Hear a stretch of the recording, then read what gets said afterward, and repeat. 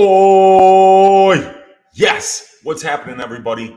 It is Friday. No, it's Saturday, and it is fight day. UFC 291, headlined by Poirier versus Gaethje. Going to be an absolute banger of a 5-round fight for a main event on this pay-per-view card that is stacked from top to bottom. We did lose the Wonder Boy versus Pereira fight, but we prattle on.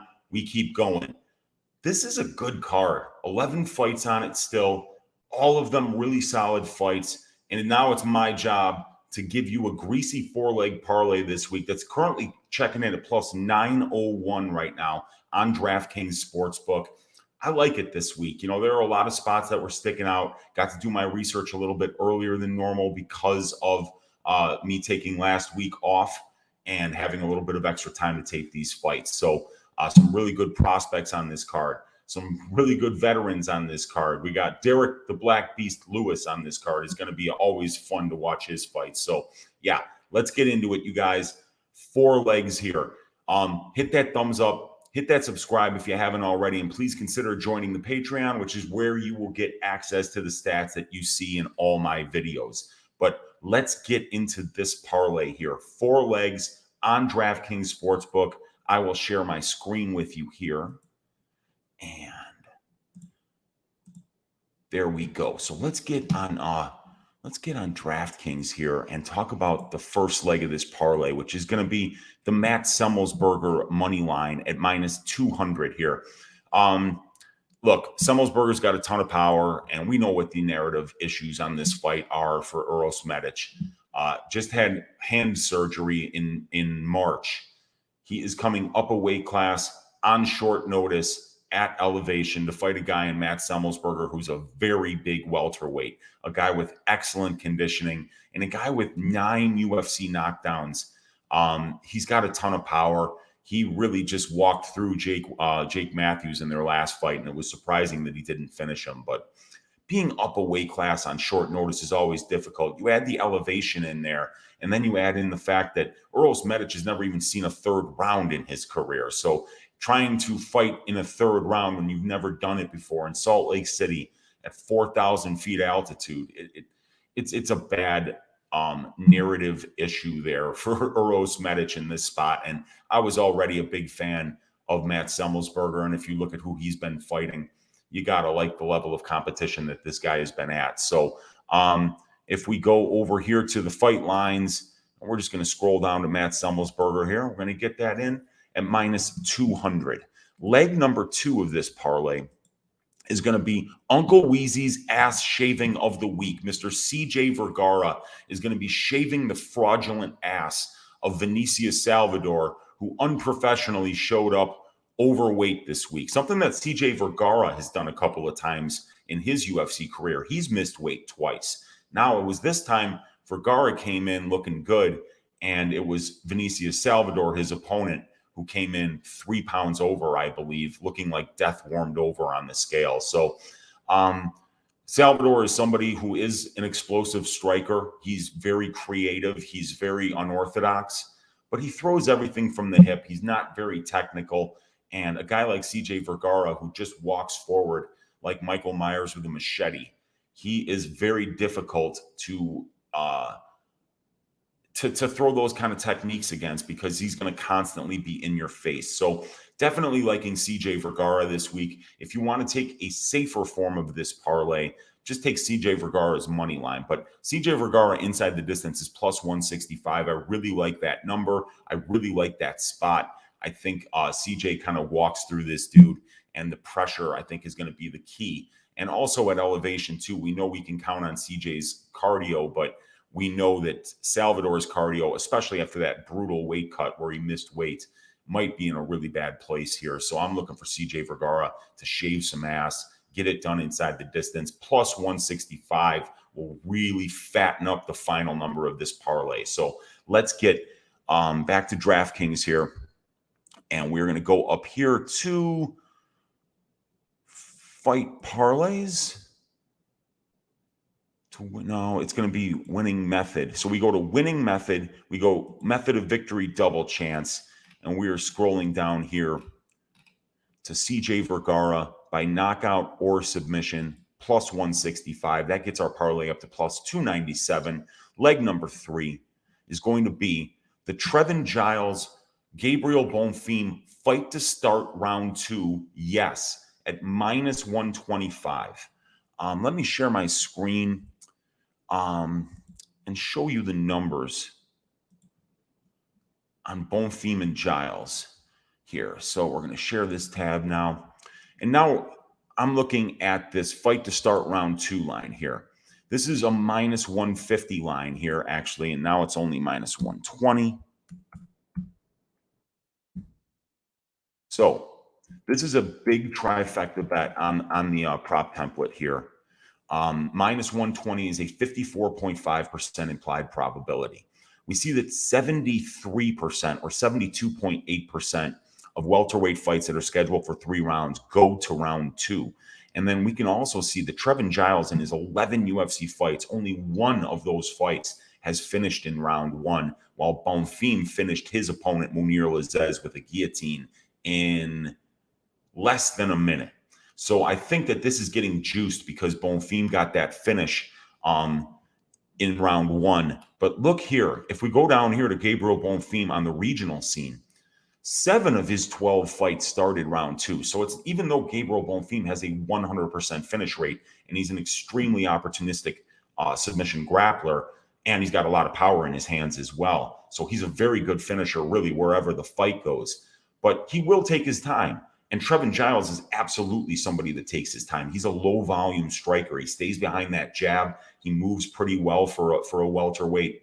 So I think that they're going to feel each other out. I don't think Giles is going to be wrestling this dude, knowing how difficult it is to not get choked, when you're trying to take this guy down, because Bonfim is absolutely a strangulation expert. So I am looking for this fight to start round 2. And at minus 120, the implied probability of the line is 18.25% cheaper than what the benchmark is. And then when we add up that 10 of these guys, 12 UFC fights have went to round 2, that's 83%. And we're only paying 54% on the line. So that's a 28.79% break.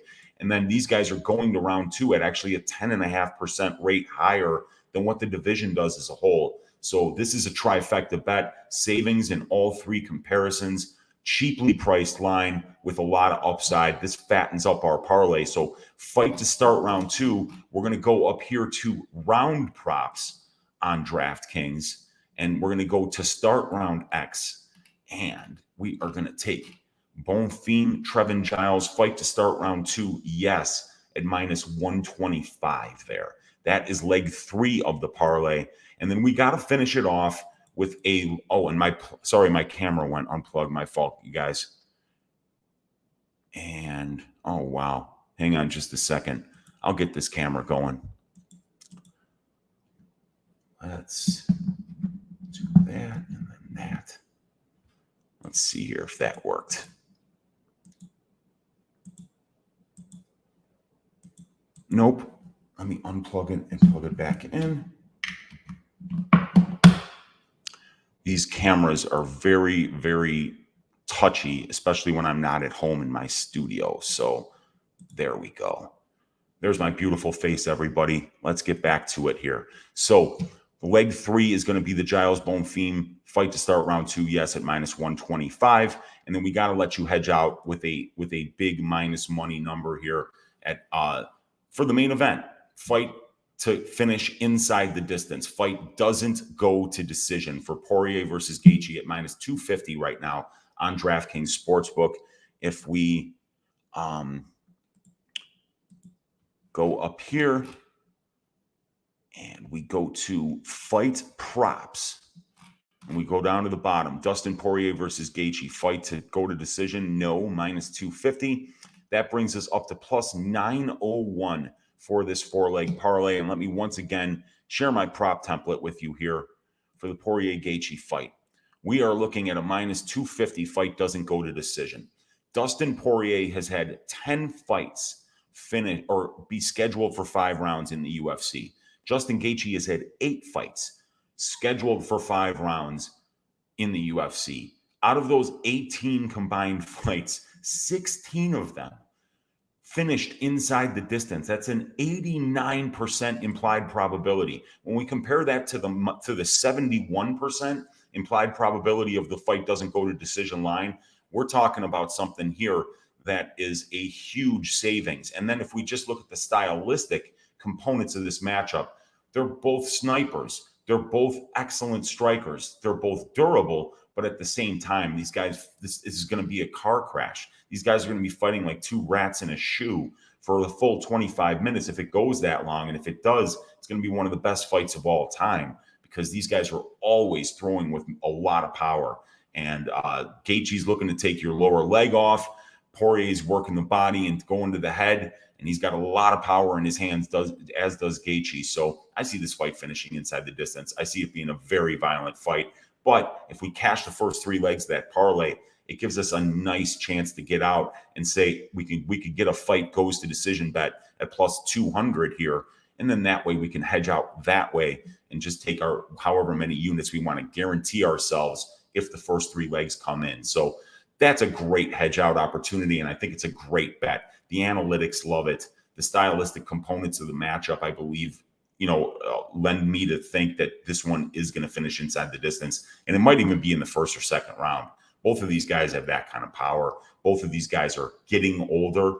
And that durability is something that sometimes goes out the window as you get a little bit older. And your body just stops being able to take the kind of punishment you could in your 20s. So these guys are both in their mid-30s now, so I do see this fight finishing inside the distance. But let's cash this thing, you guys. Plus 900. Let's see what you guys are up to here in the chat. Or wait, let me get the banner up here. Yeah, plus 901. There we go.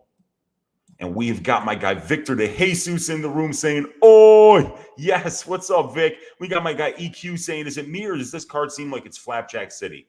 Dude, I've got a lot of bets on this card. I've got over 9 units on this card already. And I've got a max bet on the fight doesn't go to decision for Semmelsberger versus Medic. I've got a two-unit bet for the under 2.5 rounds in the Kevin Holland-Chiesa fight at plus 125. I got 1 unit on the Black Beast, Derek Lewis, at plus 195 on his money line.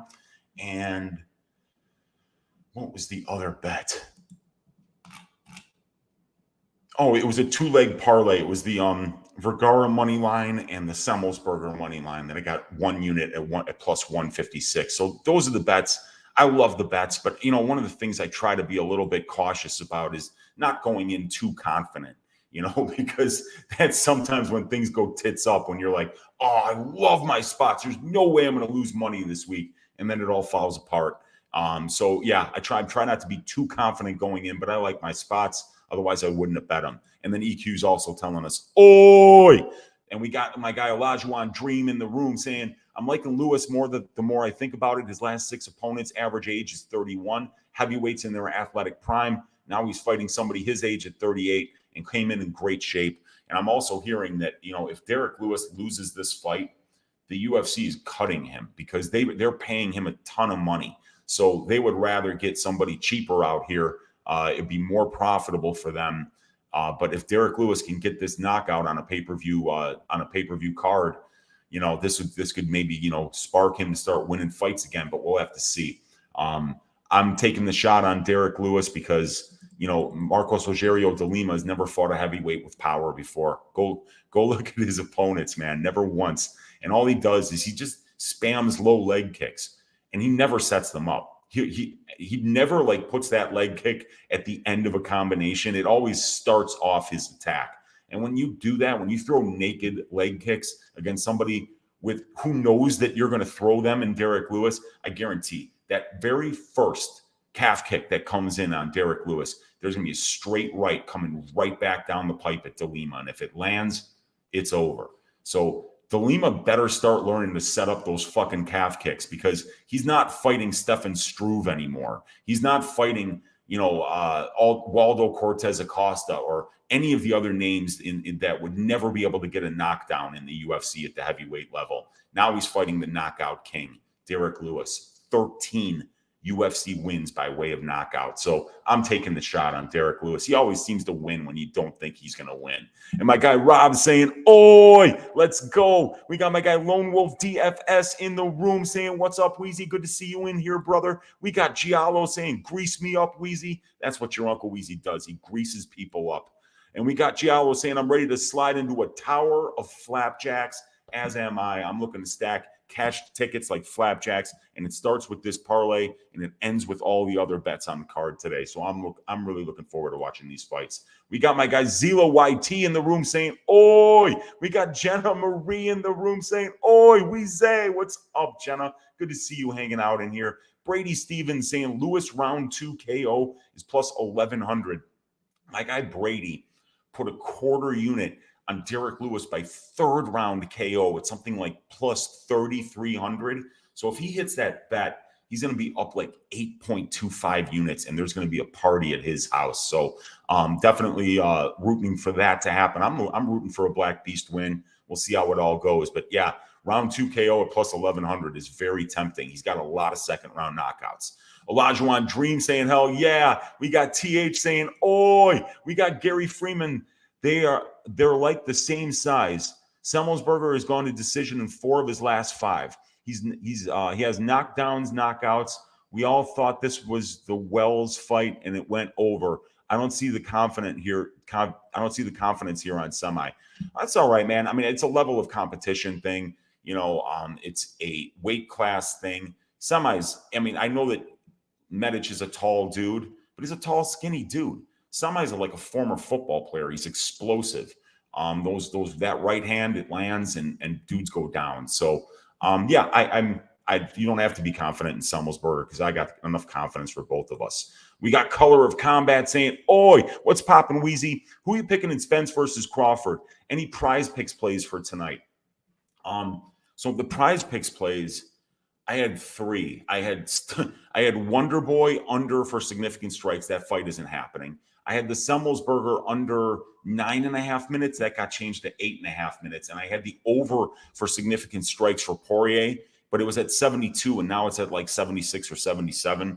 So I'm not really confident about any of my prize picks plays, and I have no idea who's going to win in Spence versus Crawford.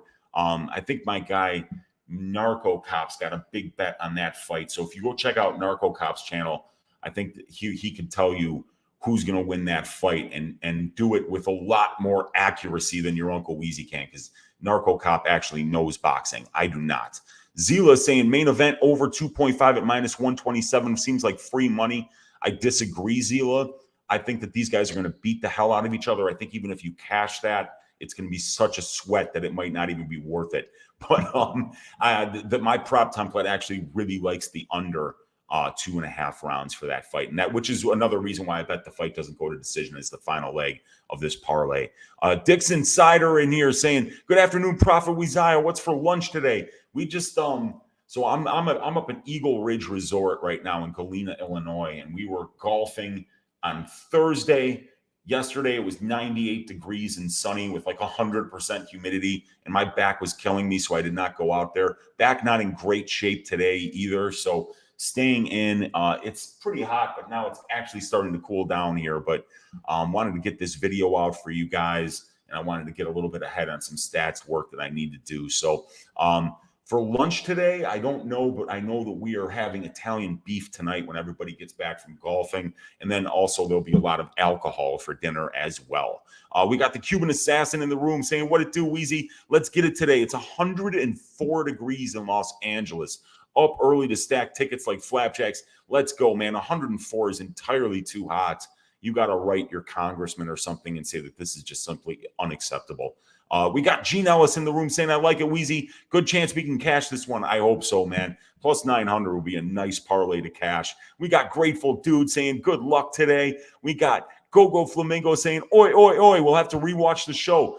I appreciate you hanging out in here, Go. Let's stack this parlay up, man. Let's get it. Olajuwon Dream saying, let's go. And ring-a-ding-ding. My guy, Professor Chaos, in the room with the $2 donation saying, I expect maximum chaos and violence this card. I'm looking for violence, too. I need it in the Semmelsberger fight. I need it in the Kevin Holland fight. And if those fights they both end under 2.5 rounds, I am going to be up big today.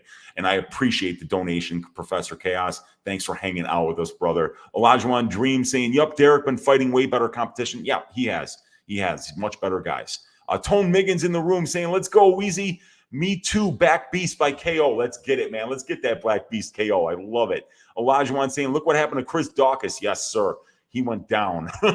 Gogo Flamingo saying, I'm in on Lewis KO round 1 plus 450. He blasts through lower level competition. I think it's a big plus money spot. He's already the underdog. I think people just forget that, like, when you count that dude out is when he lands that big right hand and it's over. So I think it's worth it at big time plus money to take the shot there. Papa Chuck in the room saying, oh, my guy, can I get a shout out for my little one, Hayes? Hayes, shout out from your Uncle Weezy. Stand up, nephew. Let's go.